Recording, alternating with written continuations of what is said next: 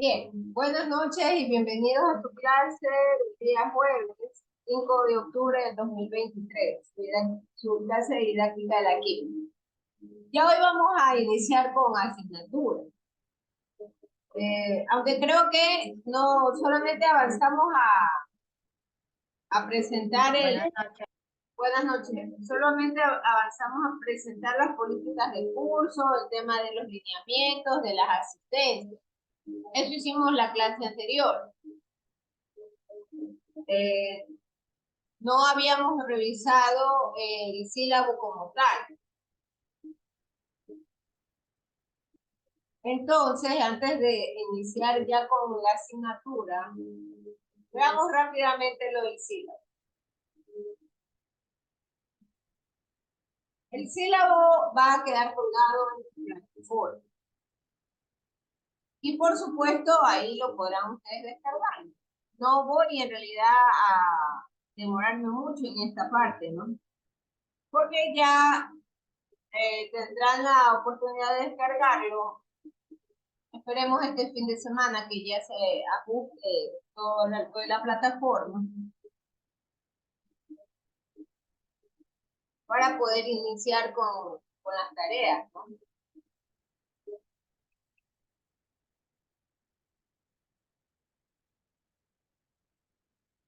Entonces el sílabo tiene 4 unidades.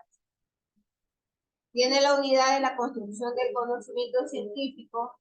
Hay que mencionar que la materia tiene 2 componentes importantes. La parte teórica de la didáctica y la parte de la química. Entonces, siempre vamos a hablar, por ejemplo, del concepto de la didáctica como tal, de cuál es la relación de la didáctica con respecto a otras ciencias o a otros campos de conocimiento. Vamos a hablar sobre los tipos de aprendizaje. Y de hecho, hay unos cuadros muy importantes en los cuales vamos a aprender las diferencias entre el tipo de aprendizaje, las estrategias y las herramientas. Esto es una parte fundamental, porque cuando ya les toca a ustedes establecer los temas de los proyectos educativos, es necesario que ustedes llamen a las cosas por su nombre. Entonces, si usted va a diseñar o va a implementar algún tipo de herramienta para la enseñanza-aprendizaje, debe definir con nombre y apellido qué tipo de aprendizaje es al cual usted apunta. Hay toda una serie de clasificaciones de los aprendizajes y es necesario que usted aprenda la diferencia entre ellos. También es necesario que se aprendan los niveles de complejidad del aprendizaje como tal. Vamos a trabajar con casos de estudio. Estos casos de estudio también van a estar orientados a los problemas. Porque, ¿cómo vamos a trabajar en este semestre? Veremos una clase sobre la parte conceptual de la didáctica y quizás a muchos les parezca aburrido hasta cierto punto, pero es necesario ver. Y habrán otras sesiones en las cuales vamos a ir avanzando conceptos básicos de química, como por ejemplo, volveremos a recordar el tema de formulación de compuestos. Recordaremos el tema del número de Avogadro, recordaremos el tema de las moles, la molaridad. Esa es la razón por la cual ustedes encuentran en los contenidos saltados temas de química como tal. En la unidad 2 tenemos el análisis del currículo de la química en la educación secundaria. Y lo vamos a hacer justamente realizando los compuestos binarios y terciarios. Esto es formulación. Hay un tema muy importante que es la construcción de redes, de mapas conceptuales. Entonces, habrán trabajos autónomos en los cuales yo les solicité que ustedes desarrollen las redes. Y de hecho haremos sesiones de exposición, pero no exposiciones que vayamos a perder tiempo en el sentido de que yo voy a compartir la pantalla, que ustedes proyectan en PowerPoint, no. ¿Cómo se va a trabajar esta sesión? Por ejemplo, ustedes diseñan su red en su cuaderno, le colocan los colores, todo, la, la hacen correctamente, ¿no? Y lo que hacen es enseñar de esta forma. Y enseñando de esta forma, ustedes lo explican. Es importante mencionar que ustedes no se esperarse que, la actividad vamos a hacer en 2 clases, por favor. La hacemos el día que está destinado. Ese día las personas que se conectaron, hicieron su trabajo, pues tendrán nota, y las que no tendrán 0. Este tema de las redes es muy importante, porque usualmente tenemos que hacer presentaciones de toda índole, y ahí juegan un papel importante las redes humanas. La unidad 3 tiene que ver con compuestos ternarios. Y por supuesto, seguimos trabajando con los procesos de enseñanza-aprendizaje. Y las técnicas, por supuesto, las técnicas didácticas útiles para dichos procesos. La unidad 4 tiene que ver con los problemas, aplicación de problemas como determinación de fórmulas empíricas, pesos atómicos, pesos moleculares, la relación con el número de Avogadro, y seguimos trabajando con técnicas didácticas útiles. Entonces, ese es nuestro sílabo como tal. Ahora sí vamos a entrar en la asignatura. No sé si tengan alguna inquietud o alguna pregunta.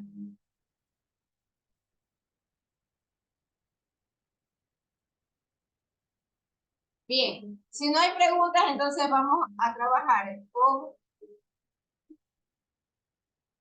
un material didáctico que le voy a hacer llegar a don Javier. Si no es al término de esta noche, será en el recurso de mañana. Y le voy a pedir que por favor él lo distribuya.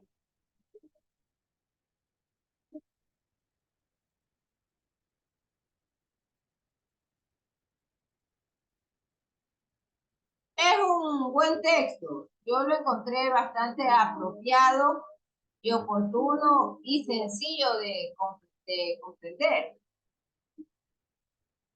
Y nos muestra una visión muy general de la didáctica como tal. Entonces, este texto corresponde a la segunda edición de Francisco Salvador Mata con Antonio Medina Rivita. Es un texto de la colección de Pearson.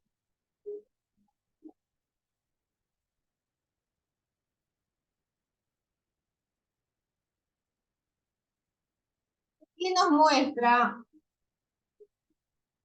los conceptos básicos o los fundamentos de la didáctica. También nos habla sobre la estructura y la planificación del proceso didáctico y los enfoques de la acción de la didáctica. No vamos a verlo completamente, casi no alcanzamos a cubrirlo todo. Usualmente llegamos hasta la parte 3. Y de aquí, por si acaso, salen la mayoría de las preguntas para el banco de la lección y del examen. Entonces les pido por favor que se dediquen a leerlo y por supuesto a revisarlo, ¿no? Entonces vámonos con la primera parte, que es el objetivo del aprendizaje y de la didáctica como tal. Voy a ampliar un poco y aquí nos importan mucho los objetivos. Se habla de que, o el concepto como tal de la didáctica,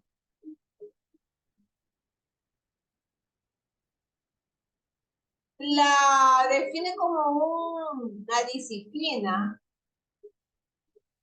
cuyo objeto es formar y forma al individuo en base a modelos, enfoques educativos, pero los combina con los valores actuales o los valores que están involucrando al pensamiento como tal. Y hay una importante relación con el saber cultural y artístico. Entonces, encontramos en este concepto involucrado también en términos de las competencias. Es necesario establecer las competencias dentro de la selección de estos modelos y estos enfoques didácticos para la enseñanza y el aprendizaje. Entonces, el primer punto importante a rescatar dentro de este contexto es que la didáctica es una disciplina pedagógica. Lo segundo es que tiene una importante interacción. Con respecto a esta parte de la interacción, hay un gráfico más adelante que ya se los voy a mostrar. Y en esta interacción, acá lo tenemos. En esta interacción que tiene doble sentido, están los pilares de la tecnología, está la interacción del arte, está la interacción de la comunidad y está, por supuesto, el aula. Alguien va a decir, pero el aula puede estar dentro de la parte tecnológica considerado, pero no es así. Hoy en día se conoce que hay, inclusive, por ejemplo, el tema de la temática del aula invertida. Claro que el aula invertida tiene un fuerte vínculo con el tema tecnológico, pero sin embargo, el aula como tal puede tener involucrado otras herramientas del desarrollo del proceso del aprendizaje.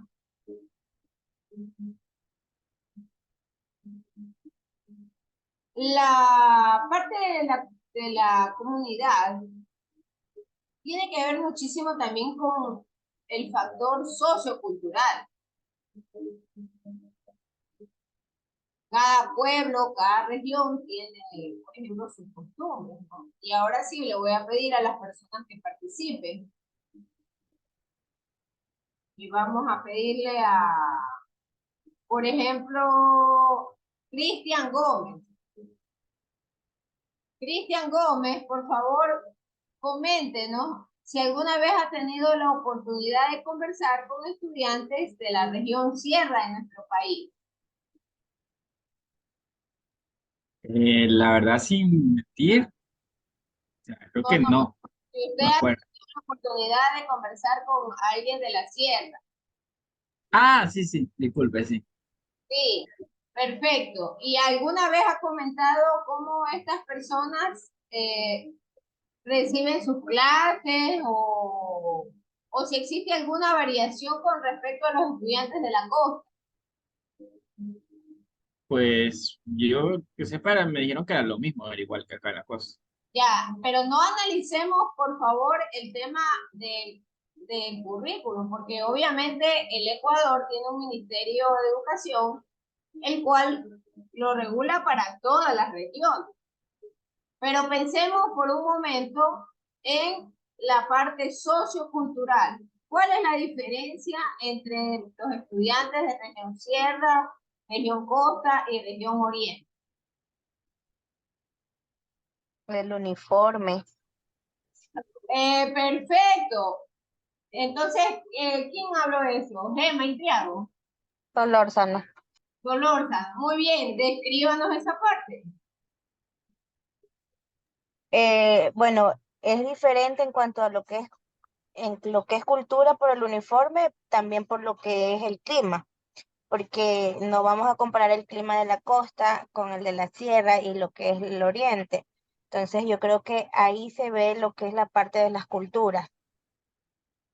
Correcto, así es. Entonces, el uniforme y la tela como tal, por ejemplo, tienen otro tipo de contextura, ¿no? Por el clima. Y el aula como tal, también tiene otras condiciones, otras características. Emily León ha levantado la mano.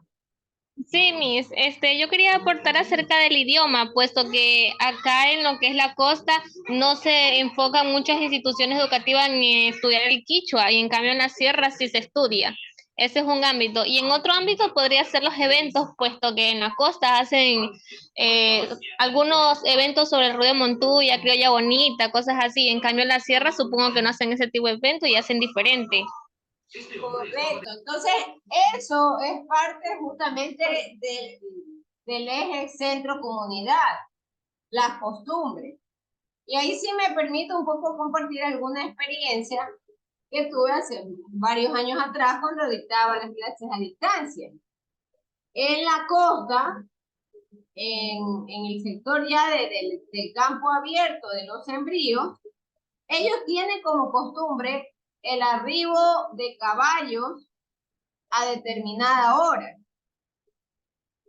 Y las personas acostumbran a salir a recibir estos caballos que traen su carga de la siembra. Entonces son costumbres que los maestros deben de observar y por supuesto respetar. Yo no podía, como profesora de ellos, de ecología, yo dicté ecología y educación ambiental en aquellas épocas, ¿no? Yo no podía a ellos imponerles, no, usted tiene que quedarse acá, porque sencillamente yo tengo que cumplir mi programa, mi contenido y terminado el asunto. No podía hacer eso. Tenía que aprender en la comunidad, la relación sociocultural, ese factor es preponderante en el aula. Obviamente sin descuidar el avance del contenido curricular de la materia, como tal. Entonces, hay actividades de asociación de estudiantes, como las que acaban de mencionar, ¿no?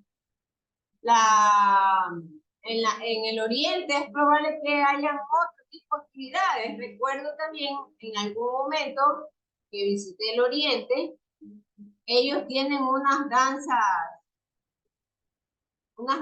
especiales. Recuerdo que eran unas danzas sexuales. Y eran momentos para ellos inclusive con características sagradas, porque se invocaba a la Madre Tierra y era una forma de presentar el culto a la naturaleza. Y entonces ahí tenemos nosotros esa relación bidireccional entre el centro de la comunidad y el aula como tal. La construcción del aula también depende muchísimo de esa interacción comunicativa con el medio, con la sociedad y con los individuos. Y dentro de esas relaciones múltiples, yo desarrollo o busco la mejor metodología de enseñanza-aprendizaje. Debo de buscar. Hay varias metodologías y yo siempre en esto les insisto a los estudiantes. Cuando usted dice, voy a aplicar metodología de enseñanza, sí, pero debe de decirlo con nombres y apellidos. ¿Qué tipo de metodología va a aplicar? ¿Qué tipo de aprendizaje va a aplicar? Y que esto vaya de la mano con la comunidad, con el aula física como tal y la interacción sociocomunicativa. Hay que ser muy cautelosos, muy cuidadosos en esto con respecto a las representaciones gráficas. Muchas veces, y también me sucedió en algún momento, ya esto es fuera del país, ¿no? Y, por ejemplo, en el país vecino, de Perú, ellos consideran el término gallina como un término despectivo, por cuanto en su historia arrastran un problema limítrofe con Chile. Y entonces, los estudiantes de estas aulas, si el docente extranjero no investiga primero el tema de usanzas, de términos, puede incurrir inclusive en una ofensa involuntaria a los estudiantes. Ya eso pensando en ámbitos internacionales. Pero lo mismo puede ocurrir en términos del trato con respecto a estudiantes dentro de nuestro propio país y de diferentes regiones. Entonces es necesario investigar cuando nos encontramos frente a un grupo de individuos que no pertenecen a nuestra región de origen y que vamos, por supuesto, a prestar nuestro servicio como docentes. ¿Cuáles son las usanzas? ¿Cuál es ese factor sociocultural de ellos? ¿Cuáles son sus costumbres?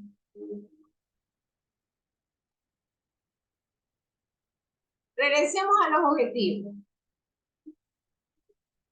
Entonces, el objetivo del aprendizaje como tal también tiene que ver con el saber didáctico. Y el saber didáctico está relacionado a los procesos de enseñanza-aprendizaje.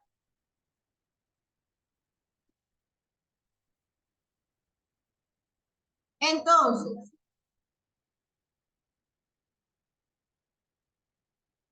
la didáctica es una disciplina pedagógica aplicada en términos generales. Y bueno, en el texto ustedes ya tendrán oportunidad de leer con mayor detenimiento las raíces de sus vocablos. Así como también ustedes van a apreciar que el texto resalta justamente la interacción entre el docente y el discente. Hoy en día se usan esos términos, son los términos apropiados. Y lo que se busca es justamente que se establezca un vínculo relacional entre ellos. Por eso se aplica mucho el término de reciprocidad. Y la reciprocidad está bastante ligado al concepto de los valores de los seres humanos. Vamos nuevamente a preguntar a las personas que están acá conectadas.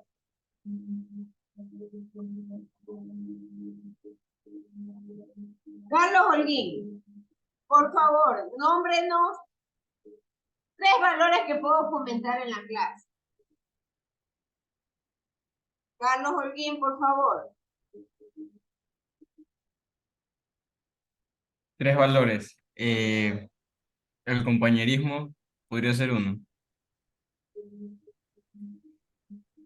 ¿Qué más? El respeto y la honestidad. Entonces, ¿cómo yo puedo fomentar esos valores? El compañerismo, el respeto y la honestidad. Deme unos ejemplos.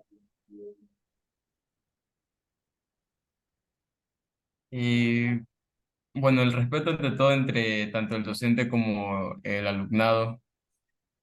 El compañerismo entre alumnos y asimismo de esa manera al docente, porque Veamos acciones prácticas. Eso es lo que necesitamos escuchar. ¿Cómo yo fomento el compañerismo? Le pregunto a César Dávila. ¿En qué acciones específicas puedo fomentar compañerismo?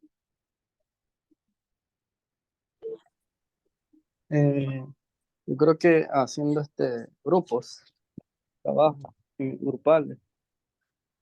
Sí, es un ejemplo, haciendo grupos. ¿Cómo puedo yo fomentar el respeto? Leia Zambrano. Al momento de que, así como dijo el compañero, haciendo grupos, en ellos, al momento de que se comparten bueno, a ver, el respeto sería de que al momento de que se compartan sus materiales y no ponerse a discutir porque no quieran compartir. Bueno, ahí hay una cosa media ambigua, porque si yo comparto, estoy fomentando más el compañerismo. ¿Cómo yo fomento el respeto en sí? Manuel Monserrat.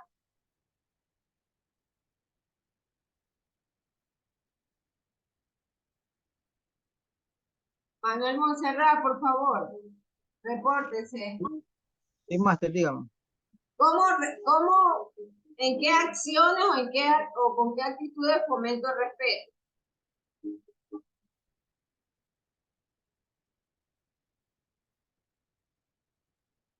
¿De qué acción comprometo el respeto? Así es. ¿Cómo fomento el respeto en la clase?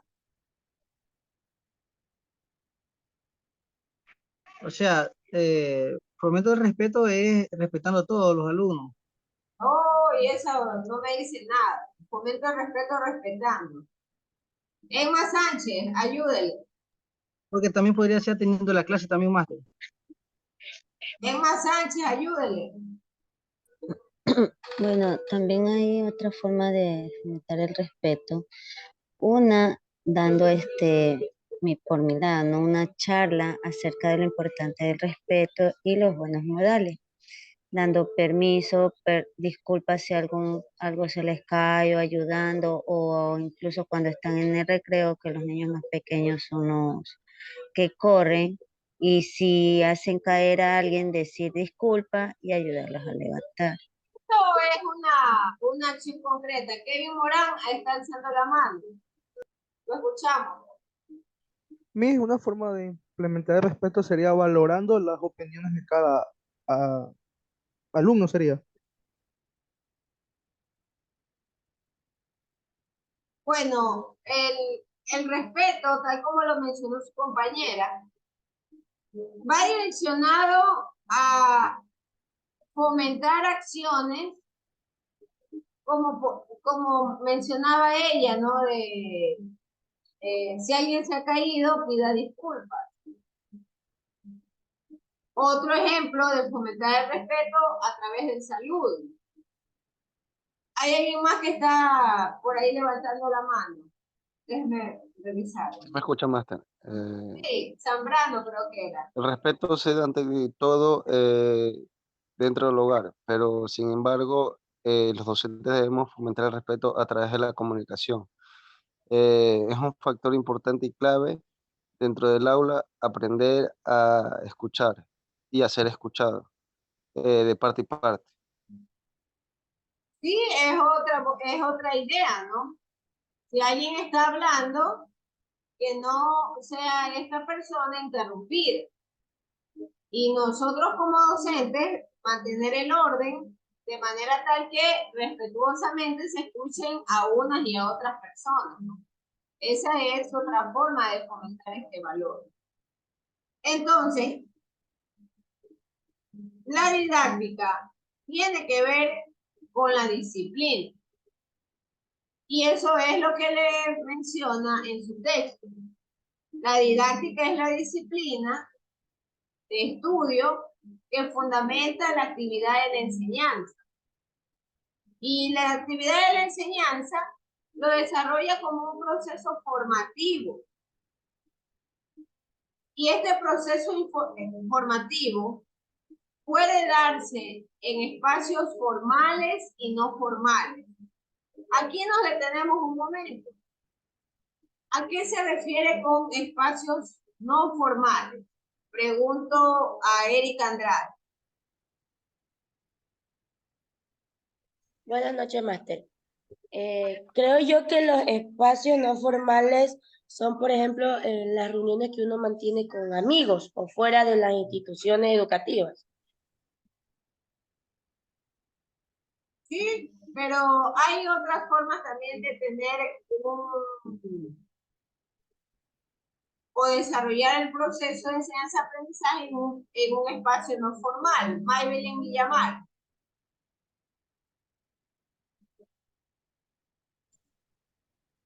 En un espacio no formal sería que en una, no, en una, perdón, que no sea en una aula pero lo podemos hacer lo que es en una cancha, llevándolo en el patio. Correcto, correcto. El señor Javier Vincaya estaba alzando la mano, lo escuchamos. Buenas noches, maestro compañero. Un espacio formal podría ser, como dijo la compañera, o sea, puede ser al exterior del aula o al exterior de las instituciones. Podría ser un museo. O sea, cuando se hacen un paseo educativo en museo, es decir, un espacio no formal en lo que respecta al ámbito educativo. O también puede ser en el patio de la institución, o sea, el parte exterior del aula. Puede ser también en un parque, ¿no? O en una visita técnica como tal. Entonces, en visitas técnicas a otras instituciones, a otros sitios, a otras comunidades, también yo puedo desarrollar las herramientas de la didáctica. Y entonces, acá entra el tema y el concepto de la pedagogía como tal. La pedagogía que tiene como objetivo el buscar la explicación y la mejora permanente de la educación. Y por supuesto, la didáctica va a ampliar este saber pedagógico. Pero lo va a ampliar bajo el punto de vista también de la psicopedagogía. Por cuanto va a aportar modelos sociocomunicativos. Y estos modelos sociocomunicativos los van a aplicar a los docentes y a los discentes. Entonces, allí hay unas interrogantes importantes que resolver. Cuando pensamos en la didáctica como tal, ¿para qué se va a formar a los estudiantes? ¿Quiénes son? No sean burros. ¿Quiénes son los estudiantes? ¿Qué podemos hacer para enseñarle a estos estudiantes? Y aquí entra el concepto de los saberes, entra el concepto de las competencias y entra el concepto del diseño de los medios formativos. Hay un gráfico más adelante también, en donde en este gráfico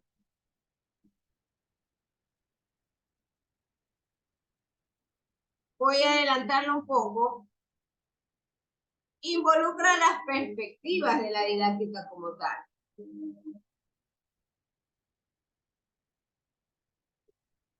Ya ustedes van a tener más tarde o mañana este material para poderlo revisar.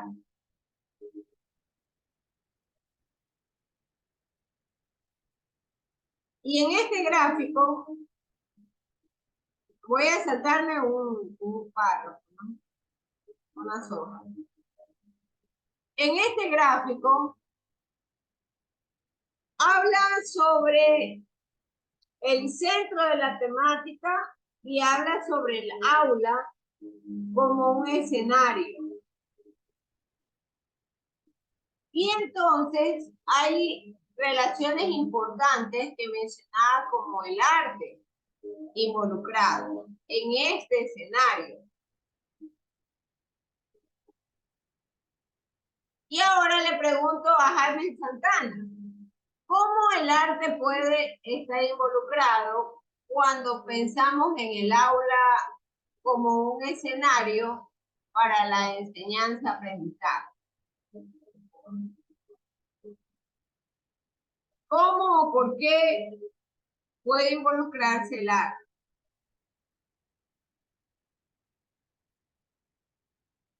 No sabría decirle, Miss, la verdad. No, no se me ocurre algo preciso. Elizabeth Solórzano. Este máster será en la forma en la que preparamos el aula para recibir a nuestros estudiantes, o sea, la forma de llegar a ellos. Por ejemplo, deme cosas claras y contundentes. Equipando el aula con material didáctico como para llamar la atención de ellos y que ellos aprendan mediante lo que es la visualización. Cuando habla de material didáctico, ¿a qué se refiere?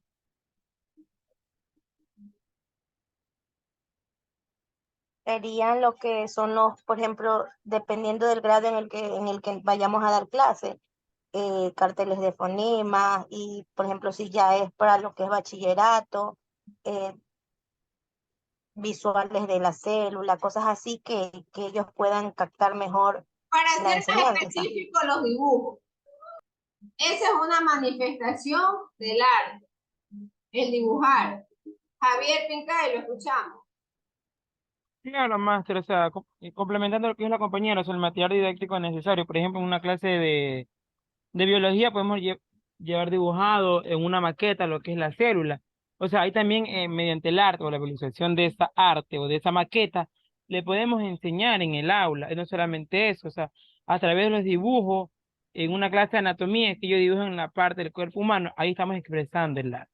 Y también en ese arte van a aprender acerca del cuerpo humano. Kevin Flores.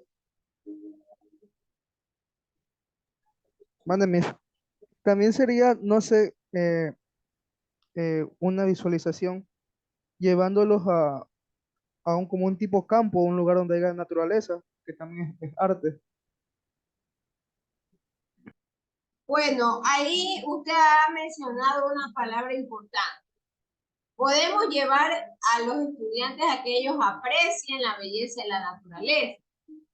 Y entonces ahí interviene la percepción de la realidad y la estética.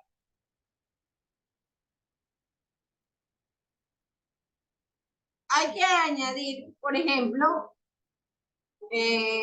ciertas actitudes poéticas también que se pueden desarrollar. Y vale mencionar el ejemplo de aquellos estudiantes que le enseñan a cantar, ¿no? Para que ellos puedan hablar o puedan mejorar la dicción en sus primeros años. Entonces, hay manifestaciones de la parte poética Hay manifestaciones con la pintura, hay manifestaciones también con respecto a los dibujos y a las representaciones de los hechos sociales. También tenemos involucrados los dominios del trazo como tal, ¿no? Yo puedo colocarle a un niño y te indico, ¿no? Sobre la línea punteada, vaya usted dibujando la letra E. Ya en las personas adultas, podemos también trabajar con los dominios motrices. Tenemos clases como la botánica, la zoología, en la cual se usa mucho el dibujo para poder esquematizar o llegar a una mejor comprensión con respecto a las partes de las plantas, las partes de los animales, las estructuras de los huesos de los animales. Son ejemplos reales. Entonces, su libro les muestra o les va a hablar de los pintores famosos. Y por supuesto, todos ellos evidenciaron muestras de ecosistemas de nuestro entorno. Y por supuesto, el arte evidenciado a través del estudio de este ecosistema que realizó el artista en su momento para reproducirlo, recrearlo, ha generado una serie de valores en función de la apreciación de la importancia de estos ecosistemas. Y entonces han formado parte de la historia de nuestras aulas.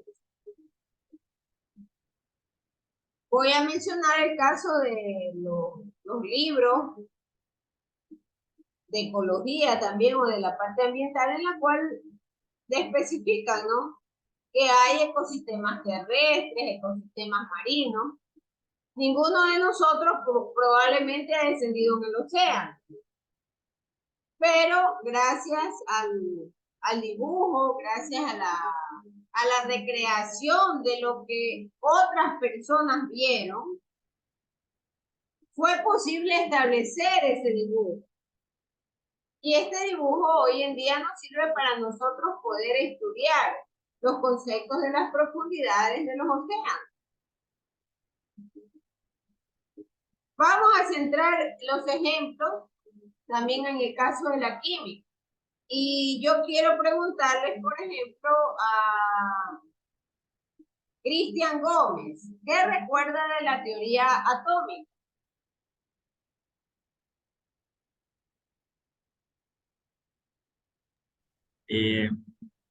La teoría atómica. Así es.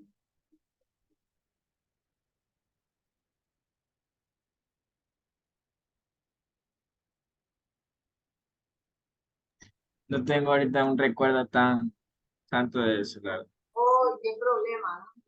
Sara Guamán.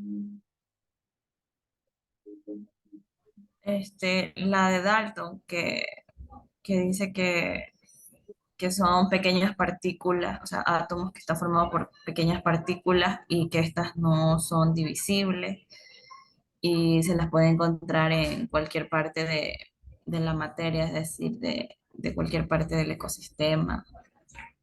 Alrededor de nosotros la podemos encontrar. Y no solamente tenemos a Dalton, ¿no? Tenemos, por ejemplo, el caso de la teoría de Bohr. Tenemos la teoría atómica de Rutherford. Y nosotros conocemos que para cada caso hay un sistema gráfico que lo explica. Ninguno de nosotros participó en los experimentos de estos importantes investigadores. Pero sin embargo, gracias al gráfico y a sus postulados atómicos es que nosotros hoy en día estudiamos. Y podemos definir diferencias entre unas y otras teorías. Por ejemplo, Dalton hablaba sobre el primer modelo de base científica. Y Dalton hablaba de un número finito de partículas.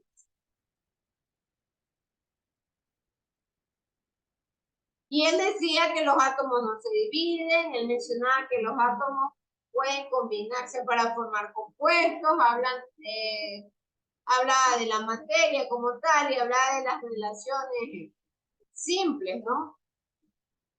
Cuando se formaban compuestos.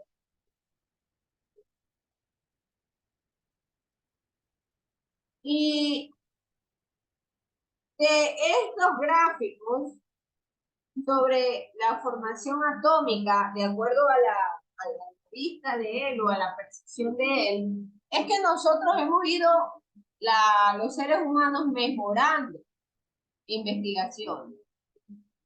Y por supuesto que hay arte en esto. Gracias a los dibujos, gracias a los colores, la comprensión del concepto se mejoró y se amplió. Entonces, allí nosotros tenemos la explicación de la didáctica con el arte. La didáctica artística normalmente busca despertar los sentimientos de los humanos y además contribuyen con elementos como flexibilidad, como ilusión, el despertar valores sobre el entorno próximo, sobre el entorno lejano. Y esto lo va ligando con la parte sociolaboral de la enseñanza. Y vamos nosotros enseñando y aprendiendo sobre cada persona y sobre cada grupo de seres humanos que tenemos como componentes en el aula. Entonces, los ambientes de trabajo también deben de ser acoplados. Y también tienen algo de relación con el arte. Aquí hay temas más complejos. Por ejemplo, aquellas necesidades educativas que atender. Y recuerdo tanto que en alguna ocasión alguien me delegó o me designó, el decano de la época me designó para revisar la estructura y los colores de un aula para estudiantes que tenían el síndrome de Down. Y por supuesto, las necesidades de estos estudiantes son diferentes y también deben de ser atendidas. Por lo tanto, ¿a dónde quiero llegar? El diseño del espacio como tal es relativo. El diseño del aula como tal. Las formas pueden cambiar. Y los profesores o los docentes deben de conservar esa disciplina intercultural que está mezclada o mezclada con la parte artística, con la parte creadora.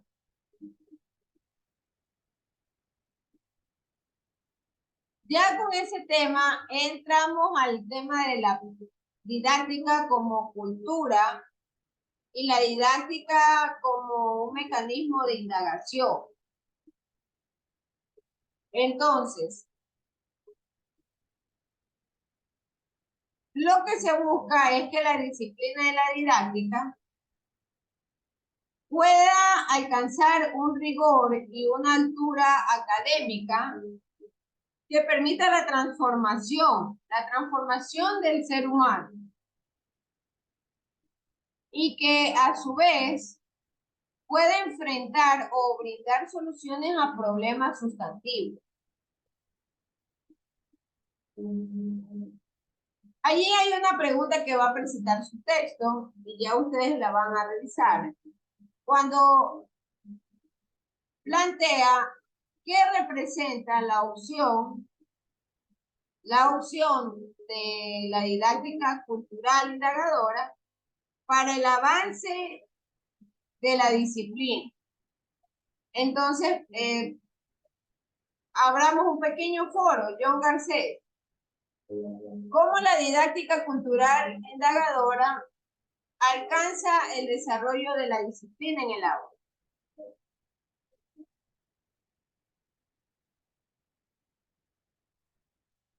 ¿Me puede repetir? Disculpe. ¿Cómo logra usted disciplinar el aula aplicando la parte de didáctica cultural e indagadora?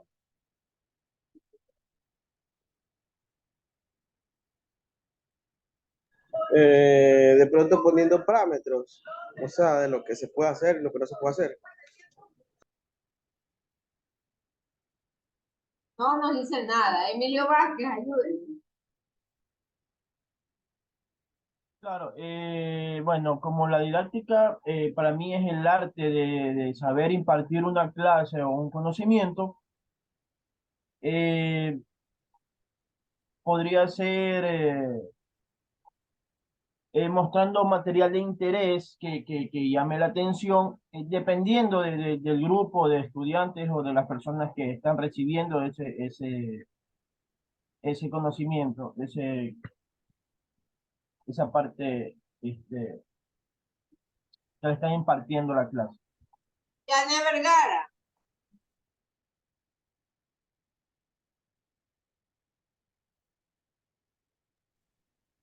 La verdad es que no sé, no sabría. Luisa Lucas.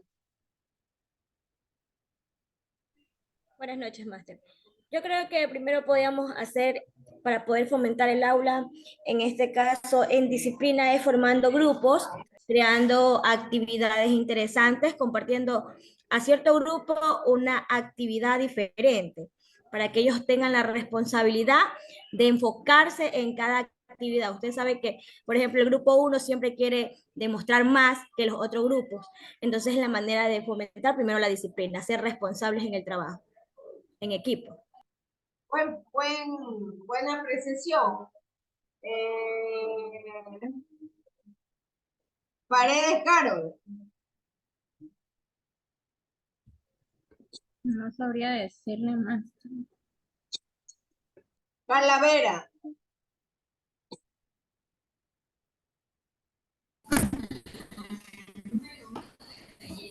Buenas noches, máster. También para que haya un mayor respeto en el aula, como dijo la compañera, que aplicamos los parámetros, podemos también darle a los niños otras alternativas, porque recordemos que a veces acaban la actividad antes de tiempo, mientras otros niños todavía están concluyendo otra. Lo que podemos hacer es buscar otro tipo de alternativas o otro tipo de, no tanto sería tarea, sino de juntarles alguna otra actividad para que en el momento que todos hayan concluido no haya tanto estrés ni que los niños se sientan un poco, decir la palabra, se desmotiven en el aula, sino que puedan seguir con su trabajo y su materia. Emilio Vázquez, gracias. Sí.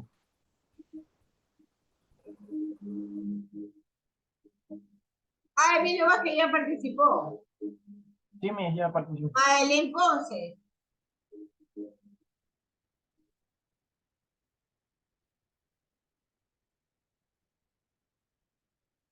Madeline Ponce.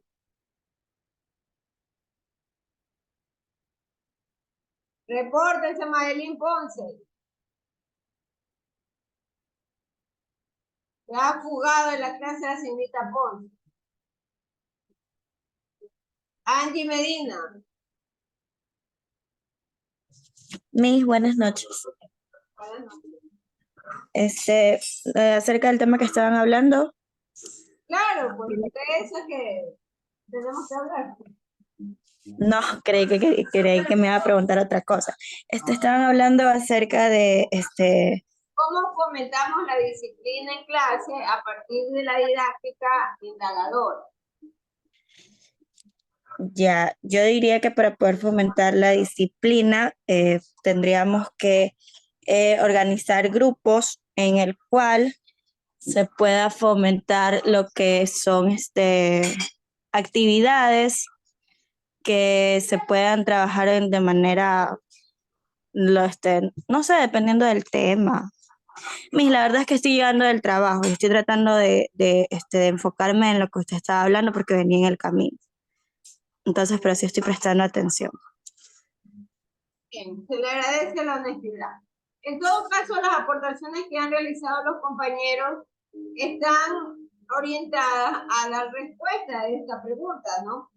Y la didáctica indagadora, por supuesto que va a fomentar disciplina, por cuanto el maestro debe de estudiar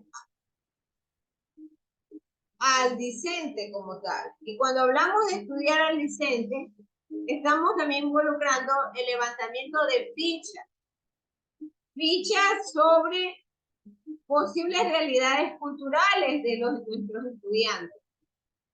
De manera que se pueda desarrollar una concepción y esto poderlo transformar en práctica. Y entonces ahí tenemos la actitud indagadora de los profesores y de los colaboradores en el aula. Es necesario interesarse en el estudiante, conocer la problemática social o la realidad social que está enfrentando. De ahí que se pueden desprender varias acciones, ¿no? Justamente para poder mejorar y poder desarrollar el interés del estudiante en la asistencia a las clases. Cuando los estudiantes perciben que el maestro se interesa en sus problemas, se interesa en buscar una solución y lo hace de forma respetuosa, de manera disciplinada, es posible alcanzar el éxito en el proceso también de enseñanza-aprendizaje. Vamos a dejar hasta acá la clase, por favor, vamos a hacer la foto del curso, les pido que enciendan sus cámaras, están conectados al momento 38 personas, Ángel Rivas, Ángel Sánchez, Anaray, César Dávila, Mayerly Chila, Cristel Saldunfide, Jessica del Pozo, Dume Maritza, Elizabeth Solórzano, Emma Sánchez, Erika Andrade, Gabriel Alvarado, John Garcés, Victoria Banoni, Cristian Gómez, Sara Guamán, Carlos Holguín, Ejemen Triago, Jaime Santana, Yane Vergara, Kelly Mendoza, Emily León, Cristian Cervantes, Luisa Lucas, Manuel Montserrat, Maybelline Villamar, Medina Andy, Morán Kevin, Carol Paredes, Javier Pincay, Maylin Ponce, Daniela Rosado, Emilio Vázquez, Carla Vera, José Villegas, Génesis Zambrano, Leia Zambrano, Lucas Zambrano y Angie Arriaga.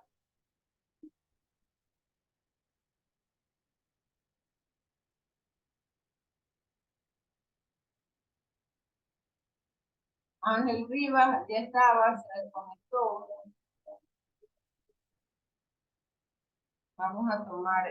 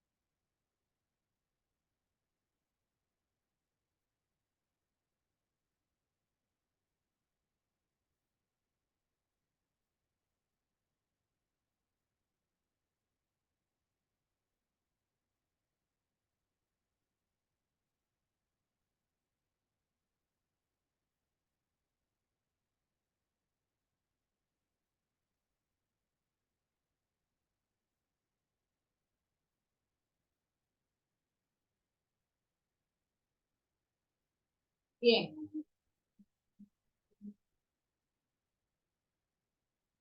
Bien, muchísimas gracias por vuestra atención. Averigüe o vaya investigando. Va a quedar una tarea que va a ser aperturada a partir del día lunes.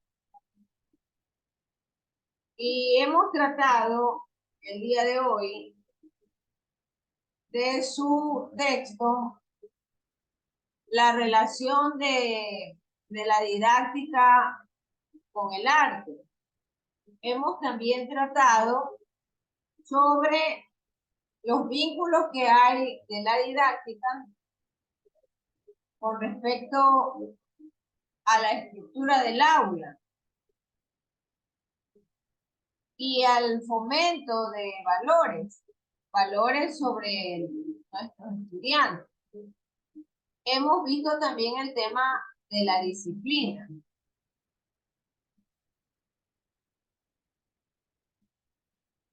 Entonces, de su texto hemos avanzado el capítulo 1.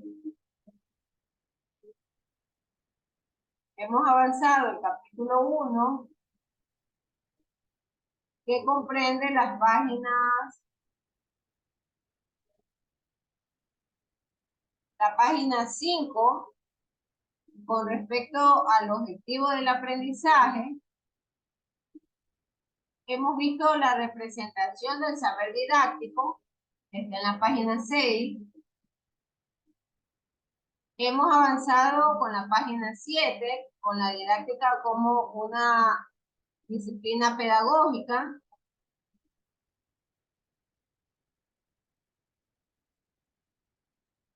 Hemos dejado momentáneamente el tema de la tecnología. Pero hemos visto en la página 9 la perspectiva artística de la didáctica y hemos mencionado varios ejemplos. Y en la página 9 está la didáctica cultural e indagadora. ¿En qué va a consistir la tarea? Van ustedes a mencionar, bueno, mencionar y explicar 6 ejemplos en los cuales se aplique perspectiva artística para la enseñanza de la química. 6 ejemplos. Lo propio harán con ejemplos dentro del aula sobre la didáctica como cultura y como indagadora también sobre los estudiantes. 6 ejemplos. Y la pregunta que realiza el texto en la página 11, cuando establece o simplemente cuestiona qué representa la opción de la didáctica como disciplina, la van a responder en función de 6 ejemplos orientados hacia la enseñanza de la química. Hemos avanzado desde la página 5 hasta la página 11. Por favor, revise su texto e investigue sobre ejemplos aplicados a la asignatura de química. Eso va a quedar como tarea a partir del día lunes, los siguientes 8 días. No sé si hay alguna pregunta.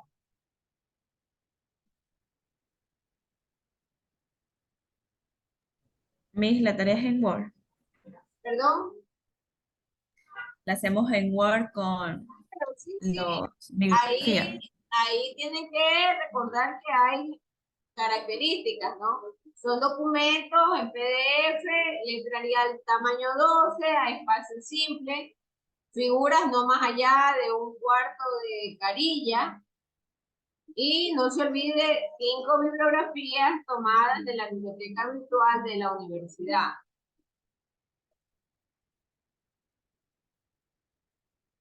Mire que estamos estableciendo la tarea el día de hoy, 5 de octubre. La tarea formalmente quedará en la plataforma a partir del 9. Es decir, tenemos 4 días de gracia, ¿no? Fuera de los 7 días que indica el reglamento. Está avisando con tiempo para que ustedes vayan investigando. Son 5 ejemplos de la parte artística y 5 ejemplos de la parte cultural indagadora, que fomenta la disciplina.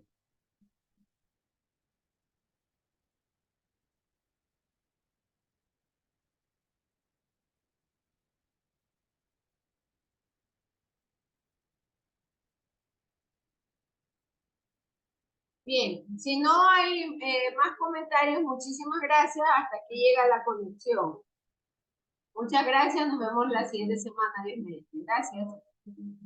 Gracias, Miss.